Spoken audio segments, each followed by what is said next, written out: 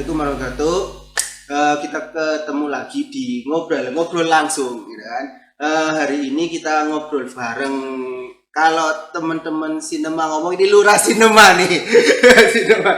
Ya kebetulan Pak Roy ini memang kreatif banget ya. Kayak belum ada ya Pak desa-desa yang mengonsep untuk desa sinema, bahkan untuk menginformasikan program-program desanya lewat produk-produk sinema nih. Nah, buat hari ini kita rencana mau ngobrolin tentang bagaimana sih strategi dari Kelurahan Kepunduhan ini. Kalau bisa kita lihat, Kepunduhan itu kan desa yang masih bebas dari COVID ya Pak ya? Alhamdulillah. Masih bebas dari COVID. Jadi gimana sih strategi dari Bapak selaku kepala desa untuk menghadapi pandemi ini? Kan banyak desa yang merasa berat sekali Pak, apalagi banyak dana desa yang teralihkan ke untuk COVID-19 ini. Mungkin di Kepunduhan gimana ya Pak buat menghadapi COVID ini apa ya? Terima kasih matur suwun kepada Poltek Harper ya, Harapan Bersama Kota Tegal. Alhamdulillah kami dan Poltek terutama Pak Alfian yang selalu mendukung kami berkaitan dengan manajemen ataupun penataan kelembagaan, terutama BUMDes. Insya Allah ke depan kami terus bermitra dan nanti bisa bermanfaat untuk masyarakat kami. Tadi apa yang disampaikan Pak Alfian berkaitan dengan masalah COVID-19, terus memang kami yang di desa pun sangat luar biasa terdampak. Jadi dalam keadaan tatanan hidup yang pertamanya normal-normal, tapi tiba-tiba ada COVID-19, terutama warga kami yang notabene banyak mata pencariannya bekerja di Jakarta memang ya luar biasa terdampak. Jadi keadaan yang normal tiba-tiba langsung glek, langsung apa ya istilahnya ya punya rasa was-was, ya punya rasa takut. Tapi kami selaku pemerintahan desa berkaitan menghadapi dengan COVID-19 tentunya kami juga menunggu ataupun ada arahan-arahan khusus dari Bupati untuk selalu berkaitan tanggap bencana. Karena memang COVID-19 ini adalah bencana nasional. Kami juga diinstruksikan untuk membuat gugus tugas yang notabene itu menangani berkaitan pencegahan penyebaran COVID-19 yang ada di desa. Itu Pak Alfian. Kan banyak yang ya tadi kita nyambung lagi, banyak tiba-tiba masyarakat desa yang kehilangan pekerjaan gitu kan, karena banyak yang tiba-tiba dirumahkan atau bahkan kalau orang sebanyak yang berdagang yang tiba-tiba dagangannya lagi jadi nggak hilang gitu kan, pendapatannya hilang dari desa. Gimana Pak? Ada bentuk-bentuk bantuan? Betul. Atau bagaimana Pak? Berkaitan dengan kondisi perekonomian memang terus terang langsung terpuruk Pak, tapi alhamdulillah dengan adanya COVID-19 yang menjadi bencana nasional dari pemerintah pusat, provinsi, kabupaten sampai ke tingkat desa, alhamdulillah tentunya mengerti dengan keadaan masyarakat. Karena memang yang kami berdagang, yang kami bekerja di Jakarta, tentunya mereka pun kadang-kadang banyak yang tanya ke saya. Pada saat masa pandemi ini mereka mau mudik dilarang, tetapi larangan itu karena di Jakarta tidak kerja, ya mereka mau makan apa karena nggak ada pendapatan. Jadi memang sering kami memonitor warga kami yang ada di Jakarta, kalau memang sudah ada di desa, memang itu ada bantuan Pak, itu dari APBD khususnya Kabupaten Tegal itu ada bantuan beras sejumlah 20 kilo, terus dari pusat ada yang namanya PLT, ya, terus dari pusat juga ada yang namanya bantuan BNPT itu sembako, itu ada perluasan. Terus dari kami pun pemerintah desa pusat memberikan relaksasi berkaitan dengan penggunaan DD yang boleh digunakan untuk BLT DD, karena itu menjamin jangan sampai masyarakat kami yang terdampak kehilangan mata pencarian, ya mendadak miskin, ya ataupun janda-janda yang menggantungkan ataupun jombo-jombo yang menggantungkan ekonominya dari kiriman anak mereka yang ada di perantauan tiba-tiba nggak bisa kirim. Itu alhamdulillah dengan adanya bantuan dari pusat daerah kabupaten ataupun desa dengan relaksasi penggunaan dana desa itu sangat terbantu. Tapi memang tentunya kami kerepotan ketika ada bantuan ini, semua masyarakat pengennya dapat bantuan semua. Padahal Sedangkan nggak semuanya dapat. ada kriteria yang harus kita penuhi. Tetapi alhamdulillah dengan edukasi kami selaku pemerintah desa dibantu oleh gugus tugas yang ada di desa, sedikit demi sedikit mereka perlahan mengetahui berkaitan dengan bantuan. Kalau memang kami sebagai kepala desa pengennya sih kami semuanya terkasih bantuan, tapi kan kami ada batas kuotanya. Sepanjang kami boleh ya kami terkasih, tapi dari jumlah 900 kakak yang ada di Kebutuhan, 720-an kakak tercover mendapatkan bantuan. Jadi berkaitan dengan dampak ekonomi itu tadi, alhamdulillah ya sedikit, yang penting warga kami tidak kelaparan. Kalau kelaparan berarti tanggung jawab kami sebagai kepala desa. Itu Pak Alfian. Ya, gitu Pak. Terus kan banyak waktu mudik kemarin, banyak dari para pemudik ya Pak yang pulang dari kota-kota yang emang terdampak COVID, yang masuk zona merah gitu kan, masuk zona merah ke desanya. Dan kita tahu sendiri di Kabupaten Tegal banyak sekali yang terkena COVID itu bukan merupakan warga tersebut, perantau. Nah, strategi dari Bapak sendiri untuk menangani para perantau-perantau ini yang kalau bisa dibilang kan COVID ini terkadang orang nggak sadar ya, orang tanpa gejala ya. Tanpa gejala itu mereka nggak sadar kalau mereka sebenarnya terkena COVID gitu kan, tapi merasa. Nah, strategi dari Bapak sendiri di desa untuk meminimalisir penyebaran COVID yang mungkin terbawa oleh para pemudik itu. Jadi gini Pak, berkaitan dengan strategi kami, memang awal kasus muncul ini kan ketika Bapak Presiden mengumumkan kasus ya yang pertama. Indonesia sebelum itu belum, masih zero ataupun nol kasus, tapi ketika Presiden sudah mengumumkan kasus pertama, kedua ya mungkin kita semua tahu ya, langsung diumumkan oleh Presiden bahwasanya Indonesia sudah ada penemuan kasus positif baru ya. Waktu itu hanya 2 kasus yang baru 2 kasus. Itu kan mungkin Bapak Presiden memberikan arahan kepada gubernur, bupati, termasuk di Tegal sendiri, saya selaku kepala desa, kami juga langsung mendapatkan arahan untuk kami diberikan surat edaran untuk segera membentuk gugus tugas COVID. Dan notabene diketuai saya langsung di tingkat desa. Itu bertujuan untuk mencegah penyebaran COVID ini agar tidak sampai menyebar sampai ke desa-desa. Nah, di desa kami, terus setelah kami bentuk gugus tugas, kami kumpulkan. Ya, kami kumpulkan dan sesuai dengan arahan dari tim dari Puskesmas, kami duduk bareng. Strategi dan langkah-langkah apa sih tugas dan tanggung jawab gugus tugas ini apa sih? Harapan kami gugus tugas ini memberikan edukasi kepada masyarakat berkaitan dengan gerakan hidup bersih, terus jaga jarak, terus selalu menggunakan masker. Nah, kebetulan gugus tugas ini kurang lebih kami ada sekitar 12 orang. Kami bagi per RT ya, agar itu memonitor, memantau warga mana saja yang keluar ataupun warga pendatang baru. Jadi selama kami bentuk itu mereka itu mencatat ya, karena situasi dan kondisi yang perantauan walaupun dibendung dengan apapun ya itu tidak mesti mereka lolos pulang ya, banyak jalan lah ada larangan mudik ya, itu mesti ada yang pulang ke desa lah. Tugas tim gugus tugas ini menyampaikan kepada keluarga mereka kalau memang dia pulang harus isolasi mandiri selama 14 hari karena orang yang tanpa gejala itu banyak. Ini yang berbahaya. Karena jangan sampai mudiknya mereka ke kampung halaman itu membawakan virus dan menyebar di desa kami.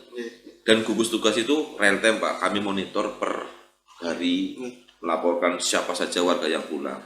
Sampai sekarang tuh mungkin ada jumlah sekitar kurang lebih 380 Pak. 380 pemudik. 80 pemudik yang masuk ke desa. Ya.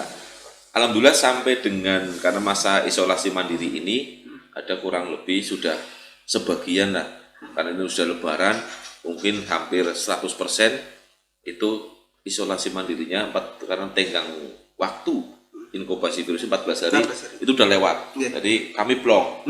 Ya. Tapi masih ada lagi juga kami yang beberapa hari-hari kemarin kami juga masih memantau warga kami yang mudik. Ya, jadi ada yang ini ada yang masih belum 14 hari masa inkubasi. Jadi tetap gugus tugas itu selama pandemi ini belum berakhir kami berikan tugas, dan kami juga karena adanya relaksasi anggaran dana desa kami juga menganggarkan untuk gugus tugas ini. Dan yang pertama ketika gugus tugas itu kami juga melakukan penyemprotan disinfektan rumah-rumah warga, terus ada juga pembagian hand sanitizer untuk fasilitas umum. Karena kami pun selaku kepala desa kadang-kadang kami kayak seolah-olah dibenturkan dengan masyarakat, tapi memang karena masyarakat yang belum tahu. Yeah. Sebelum puasa sampai hari puasa itu kan juga ada larangan untuk sholat berjamaah. Nah, itulah yang resiko kami yang kadang-kadang dikiranya nanti kades yang melarang ibadah. Padahal itu demi masyarakat tidak terdampak COVID. Karena kami mempertimbangkan adanya pemudik yang masuk ke Puluhan yang luar biasa banyak. Yeah. Gitu Pak Alfian. 3.800 ya Pak. 380 pemudik. Nah, untuk karantinanya itu disediakan lokasi khusus atau semua di karantina mandiri di rumah? Kalau penyediaan karantina khusus nggak ada Pak, tapi kami menyampaikan ke keluarga dan selalu memonitor jangan sampai keluar rumah. Ya, karena sebelum masa 14 hari itu jangan keluar rumah. Tapi kadang-kadang juga tim gugus tugas kami ya kadang-kadang sampai berdebat ataupun ya namanya juga mengingatkan, kadang-kadang yang diingatkan ada yang terima, ada yang tidak. Nah, jadi kan sepanjang nanti itu demi kebaikan, alhamdulillah ya mereka sadar. Gitu Pak Alfian. Nah, kebetulan kan alhamdulillah di Kebunduan nggak ada ya Pak yang ada yang terdampak. Nah, ini kan ada masa transisi nih Pak. Masa transisi ini kan banyak masyarakat yang beranggapan bahwa ketika masa transisi ini seolah-olah COVID ini udah selesai Pak. Jadi betul. Ya banyak masyarakat yang tidak mengindahkan protokol kesehatan lagi. Apalagi kita memasuki masa new normal ini, hampir bisa dilihat banyak masyarakat yang lebih udah nggak mengurusi COVID lagi. Nah, strategi dari Bapak yang masyarakat sekarang merasa udah bebas dari COVID ini gimana Pak? Benar Pak Alfian. Jadi memang setelah Lebaran usai ini memang ada seolah-olah warga itu bahwasanya COVID itu sudah selesai. Tapi padahal kita secara nasional pun kalau kita melihat di TV di televisi itu kan jumlahnya naik. Kabupaten Tegal pun bertambah. Sekarang jadi kurang lebih ada 30 yang 32 ya terkonfirmasi positif. 32 semalam. Makanya itu kan kami selaku yang ada di tingkat desa, harapan kami ini memberikan edukasi kepada masyarakat.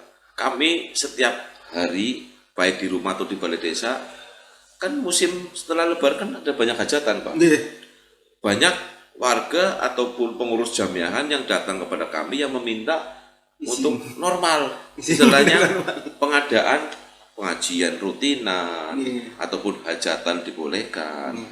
Tapi sepanjang kami belum mendapatkan edaran khusus, syukur-syukur sih memang tadi ada edaran khusus yang membolehkan berkaitan dengan hajatan ataupun pertunjukan seni dan sebagainya, tetapi harus dengan ketat protokol kesehatan. Kalaupun masyarakat tidak mau mengindahkan protokol kesehatan, bisa dibubarkan. Harapan kami seperti itu. Memang karena ya itu tadi anggapan ada seolah-olah sudah normal, nggak ada COVID. Padahal ini yang bahannya di sini. Bisa ada nanti yang kami terbebas dari COVID, tapi nanti bisa-bisa ada kasus yang muncul baru di desa kami.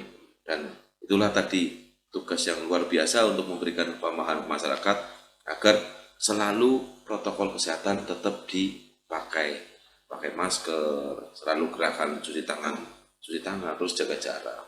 Kami pun kalaupun ke kantor balai desa, kami wajibkan memakai masker karena bukan apa-apa kalau kita dari pemerintahan yang tidak mengedukasi langsung ke masyarakat, masyarakat tidak akan percaya. Minimal kita harus memberikan contoh kepada masyarakat. Gitu Pak Alfian. Nah, kan tadi di awal kita udah bicara mengenai dampak COVID ini terhadap perekonomian desa, Pak. Nah, Betul. strategi dari Bapak sendiri untuk meningkatkan perekonomian yang lesu karena COVID ini gimana, Pak? Ya, memang benar ya, yang pertamanya masyarakat bisa ada penghasilan tiap hari ya, tiba-tiba langsung black. Perlu kami sampaikan, Kebunduan itu dari jumlah anggaran desanya yang kurang lebih sekitar 870-an sekian lah ya. Itu ketika kami sisir, kami lakukan pendataan, kami hanya menggunakan dana desa untuk 20 PLT, untuk PLT dana desa hanya 20 orang. 20 cuman 20 orang yang bersumber dari dana desa. Ya. Dan dari jumlah itu kan kami masih ada sisa. Lah, kami berdayakan dana desa yang ini untuk padat karya, Pak. Yaitu ada pekerjaan pembuatan talut, ada pembuatan jembatan, yang alhamdulillah ya minimal bisa tiap hari 20 orang bekerja, dan yang benar-benar terdampak itu yang kami suruh kerja. Dan misalkan contoh sopir taksi, sopir Grab, itu yang dari peraturan yang terdampak, Pak. Jadi kalau memang dia mau ya ikut padat karya tunai di desa menggunakan dana desa. Karena kami ada ruang hanya penggunaan dana desa kurang lebihnya untuk BLT 20. Jadi strategi kami itu yang pertama itu dengan mempekerjakan padat karya tunai yang bersumber dari dana desa. Yang terus berkaitan dengan perekonomian yang lain. Kalau bicara secara spesifik, kalau yang ada di desa itu masih adalah kegiatan di sawah, karena musim-musim kemarin kan mungkin musim-musim padatnya lagi para petani menanam padi, dan alhamdulillah sebelum lebaran sudah panen. Yang perlu kami pikirkan yang paling terdampak adalah yang pedagang, yang sopir, terus yang pedagang kaki lima, itu yang sangat terdampak. Kalau masalah petani, insya Allah masih mereka bisa, masih bisa untuk melakukan itu pekerjaan. Dan alhamdulillah juga BUMDes kami ditunjuk untuk penyaluran sembako provinsi. Jadi kami ada pemberdayaan berkaitan dengan ibu-ibu, pengepakan, pengemasan, terus distribusi barangnya ke masing-masing desa di Kecamatan Kramat. Jadi alhamdulillah insya Allah warga kami ada sedikit perputaran ekonomi yang membantu mereka-mereka yang terdampak. Jadi gitu, untuk masyarakat yang terdampak dan kehilangan pekerjaannya, dari pihak desa kalau bisa dibilang membuat pekerjaan untuk mereka gitu Pak, dengan berbagai macam skema yang ditawarkan ditawarkan oleh desa untuk masyarakat agar tetap bisa menjalankan kegiatan ekonomi gitu ya Pak. Gini kan kemarin itu ada, kalau saya dengar ada konsep Joko Tonggo ya Pak. Nah betul. Konsep baru yang ini Joko Tonggo apa sih gitu kan. Joko Tonggo kalau kita dari masyarakat non pemerintahan kan kita kurang mengerti nih konsep Joko Tonggo dari gubernur yang kemarin disosialisasikan itu kan kita kurang ngerti. Apa Joko Tonggo itu cuma jagain tetangga-tetangga atau Joko Tonggo ini jagain mungkin mereka yang kelaparan ini kita kasih makan atau gimana nih Pak? Iya betul. Jadi memang konsep Joko Tonggo adalah instruksi Gubernur ya nomor 1 tahun 2020 yang memerintahkan kepada Bupati, Wali Kota, Camat, dan terutama kami kepala desa untuk segera membuat Satgas Joko Tonggo. Oh itu berarti satgasnya beda lagi dari COVID Pak? Iya beda. Dan ini nanti dibentuk tiap RW Pak. Misalkan desa kami ada 2 RW, ada Satgas Joko Tonggo RW 1 dan RW 2. Yang intinya, ini maksud dan tujuan ini sih baik Pak Gubernur. Yaitu ada yang namanya Satgas Kesehatan. Satgas Kesehatan ini yang bertugas istilahnya mencegah agar penyebaran COVID tidak meluas. Ya. Dengan adanya masing-masing itu dibentuk tingkat RW, jadi mereka bisa antar tetangga itu bisa saling mengawasi, saling mengingatkan, dan saling memberikan pemahaman bagaimana bahaya COVID. Ya, terus ada yang namanya Satgas Perekonomian. Iya. Nah, harapan ini Satgas Perekonomian ini ketika melihat atau memantau warga tetangga ataupun sekitarnya, Satgas Perekonomian ini yang dibentuk CPRW, ada sampai yang kelaparan ataupun ada sampai yang nggak makan gara-gara ini, ataupun kalaupun ada pekerjaan bisa saling membantu, gotong royong, itu mereka bisa dirangkul bersama. Karena masa-masa pandemi COVID ini kita diuji bagaimana sih kita sesama manusia, sesama tetangga, apalagi ya hidup harus selalu gotong royong.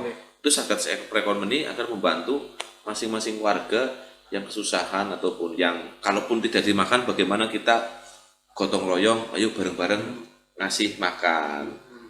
Jadi konsepnya seperti itu. Terus ada lagi Satgas Keamanan yang notabene itu mencegah keluar masuknya ataupun mendata orang yang masuk, baik perantau ataupun luar desa yang masuk ke wilayah masing-masing. Ya, jadi jadi tujuannya apa, terus mau ke siapa, terus harus memastikan bahwa mereka menggunakan protokol kesehatan. Kalau memang itu pun dia harus ada isolasi mandiri.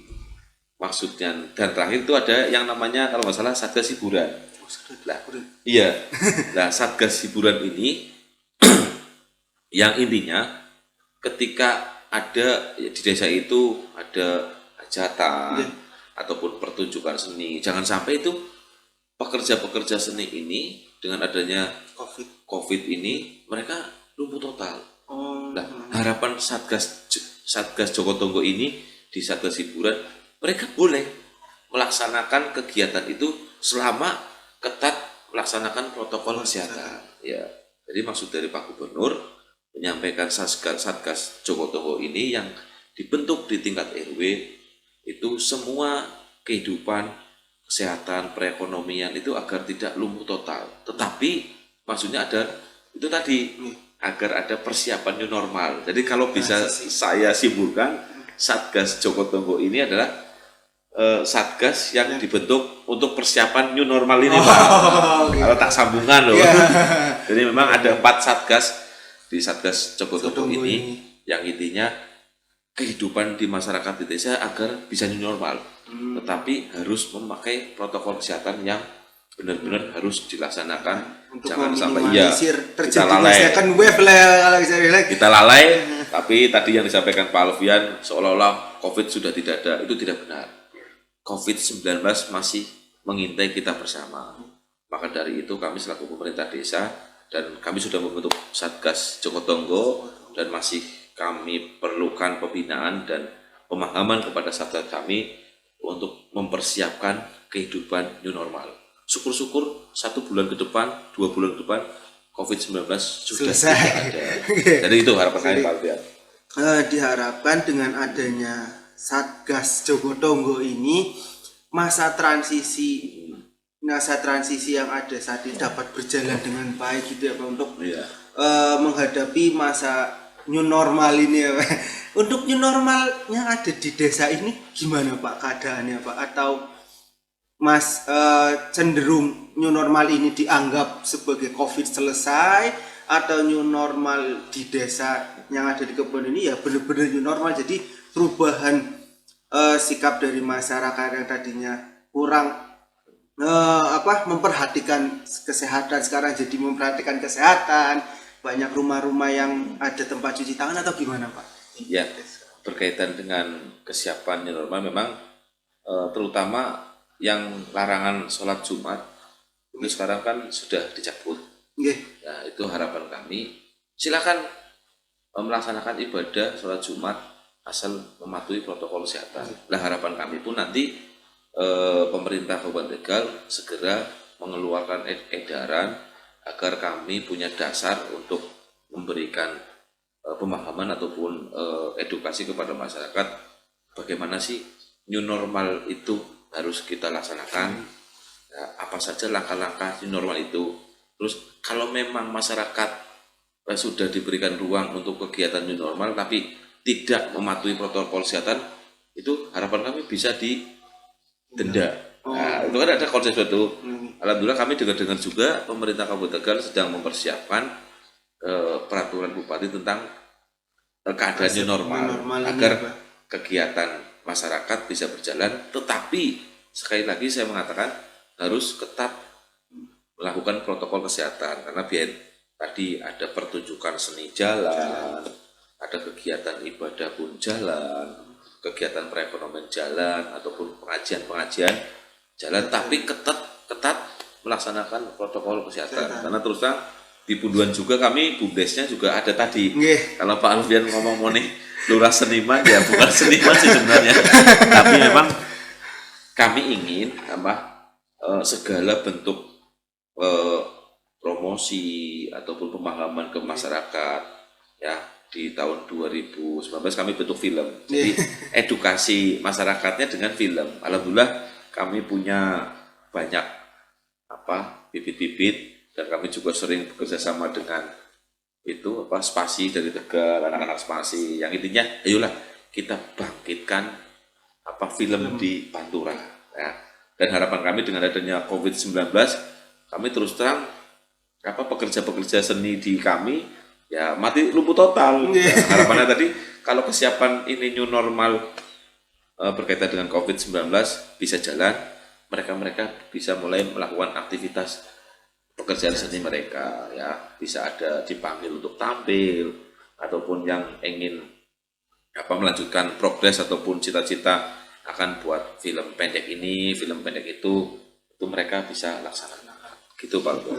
Terkait dengan bantuan ya Pak, kan kita di media massa sering melihat bahwa banyak bantuan yang spesifikasinya ini tidak sesuai Pak. Misalnya mungkin ada telurnya yang kurang baik gitu kan, atau mungkin berasnya yang dalam tanda kutip ya tidak layak untuk dikonsumsi. Untuk di Kepunduan sendiri untuk pengadaannya itu gimana ya Pak? Jadi gini Pak, untuk bantuan itu macam-macam Pak. Ya, ada yang berupa bentuk uang, ada yang berupa bentuk sembako, dan ada yang bentuk beras. Kalau dari pemerintah kabupaten itu beras total, itu pengadaannya pun dari Bulog. Jadi selama COVID-19 ini beras yang didapatkan bantuan kayaknya kualitasnya bagus Pak. Karena kami tidak ada komplain berkaitan dengan masalah itu. Terus sembako yang dari Pak Gubernur, alhamdulillah yang ditangani oleh bumdes-bumdes, karena kami diberikan juknis ataupun spek berasnya yang ini, barangnya yang ini. Jadi alhamdulillah masyarakat gak ada yang komplain ya, karena memang yang bantuan provinsi ini diberikan pengadaannya murni untuk bumdes dengan memberdayakan kearifan lokal tadi ya. Jadi kami serap ya, kalau misalkan di desa ini ada yang gilingan menghasilkan padi asal kualitasnya bagus, kami beli. Jadi agar perekonomian tetap berjalan ya Pak ya. Adanya program bantuan nanti bermanfaat untuk penerima bantuan, tapi kita serap barang lokal yang kita gunakan agar perputaran ekonomi itu ada di masing-masing desa. Jadi insya Allah itu bantuan selama ini belum ada yang tadi dikatakan berbusuk, bersingapura, tidak ada. Karena memang ya jangan sampailah berkaitan dengan bantuan ini kami berikan tapi tidak layak konsumsi, itu ya sangat membebani mereka. Paling tidak malah tentunya harus kita bantu mereka. Jadi bantuan yang ada itu kalau bisa dibilang di Kepunduan ini ada filternya ya Pak ya. Jadi kalau yang nggak layak ya nggak diterima dulu, tapi diganti dengan produk yang lain. Jadi dalam artian kita ganti vendornya untuk agar barang untuk sembako ini layak untuk dikonsumsi masyarakat gitu ya Pak. Iya betul. Karena memang tadi bumdes kami itu diberikan mutlak penuh untuk menyalurkan bantuan dari provinsi. Jadi berasnya kami belanja sendiri, kecapnya ya kami belanja sendiri, ya terus mie telurnya juga belanja sendiri. Ya, kami memberikan masyarakat ya agar layak konsumsi. Terus termasuk dengan bumdes yang mengelola bantuan dari pusat berkaitan dengan sembako. Ya ada beras, ada ikan, ada sayur payur, ada tempe, ada telur.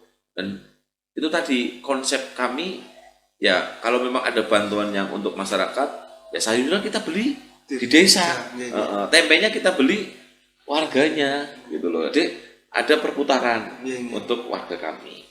Jadi dengan adanya bantuan ini bukan hanya membantu pihak-pihak yang emang sudah ada di penerima manfaat, menerima manfaat bantuan ini, tapi juga membantu masyarakat yang menghasilkan produk-produk yang bisa disalurkan kepada masyarakat itu ya Pak. Jadi mungkin ini skema lain ya Pak dari Kepunduan untuk menjaga agar perputaran perekonomian tetap terjaga gitu ya Pak. Ya betul Pak, karena memang tadi itu tadi walaupun perekonomian lagi lumpuh, paling tidak kalau kita ada program bantuan tapi kita menyerap produk lokal, otomatis perputaran ada di desa. Misalkan tadi saya seperti contoh, kita berasnya beli di rice mill yang ada di desa, otomatis kan rice mill penggilingan padi itu menyerap petani-petani yang sudah panen. Jadi kan mereka dari adanya program bantuan dari pusat ataupun gubernur ataupun dari kabupaten, dengan adanya uang itu ada diputarkan di desa kembali, menyerap produk lokal, tidak menyerap produk dari luar desa. Otomatis kan mereka bisa menikmati semua. Dari sisi produsen menikmati, dari sisi penerimaan manfaat menikmati. Jadi gitu Pak. Dan juga dengan adanya kebijakan seperti itu, kualitas dari produk yang akan didistribusikan tetap terjaga gitu ya Mas. Siap, itu tetap Pak, karena memang kalau tidak terjaga ya kami resiko nanti dikomplain masyarakat. Kami juga menggandeng Bulog untuk meng-QC ataupun karena yang tahu standar kualitas beras itu kan Bulog. Jadi alhamdulillah Bulog mendampingi berkaitan dengan program tersebut. Gitu. Nah, terkait dengan BUMDes nih Pak, BUMDes kalau dari tadi kan kayak Pak Yuda hampir semua kegiatan yang ada di Kepunduan ini disalurkan ke BUMDes gitu. Kalau bisa dibilang dipusatkan ke BUMDes, dari mungkin tadi seni di mana ke BUMDes, penyaluran penyaluran dari sembako yang untuk masyarakat terdampak COVID itu dialirkan ke BUMDes. Nah, di sini menarik Pak. Kenapa Pak Yuda memusatkan semua kegiatan di BUMDes Pak? Karena memang gini Pak Yuda, memang cita-cita kami ya, cita-cita saya ketika baru pertama kali menjabat kepala desa, kami pengen itu ada peningkatan PADES. Jalan satu-satunya kita bisa meningkatkan PADES ya desa harus ada usaha.